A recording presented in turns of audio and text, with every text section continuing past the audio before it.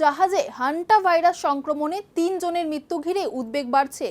কি এই মারাত্মক ভাইরাস কিভাবে ইঁদুর থেকে মানুষের শরীরে ছড়ায়, আর এর লক্ষণ কি এবং নিজেকে সুরক্ষিত রাখবেন কিভাবে, চলুন বিস্তারিত জানি।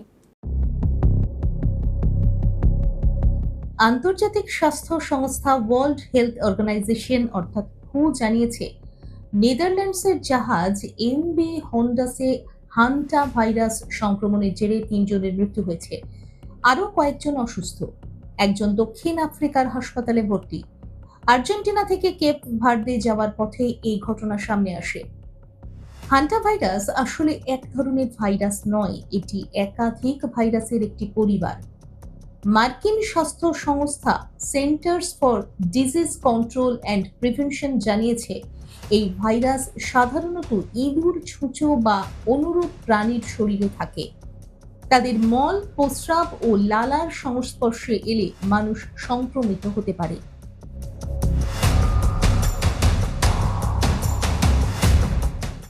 সবচেয়ে বড় ঝুঁকি হয় যখন শুকনো মল বা প্রস্রাব পরিষ্কার করার সময় ধুলো হয়ে বাতাসে মিশে যায়। সেই দূষিত বাতাস শ্বাসের সঙ্গে শরীরে ঢুকলে সংক্রমণ ঘটে।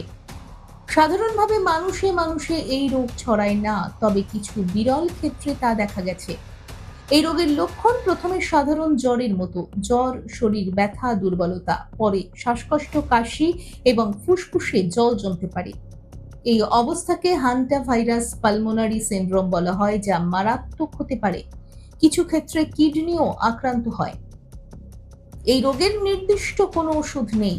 চিকিৎসা মূলত রোগীর শরীরকে সমর্থন দেওয়ার উপর নির্ভর করে, যেমন অক্সিজেন বা ভেন্টিলেটর প্রয়োজনে ডায়ালিসিস।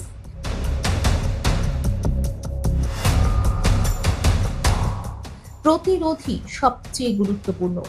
বাড়িতে ইঁদুর ঢোকার রাস্তা বন্ধ রাখা, খাবার ঢেকে রাখা এবং পরিষ্কার করার সময় সতর্ক থাকা জরুরি। শুকনো মল বা ধুলো কখনো ঝাড়ু দিয়ে পরিষ্কার করা উচিত নয়, আগে ভিজিয়ে নিতে হবে। বিশেষজ্ঞদের মতে হান্টা ভাইরাস বিরল হলেও বিপজ্জনক, তাই সচেতন থাকাই একমাত্র উপায়। দেখুন এই সময়ের তথ্য ও চিত্র প্রতিদিন রাত ৯টায় ও সকাল ৮টায় শুধুমাত্র চ্যানেল 1-এ।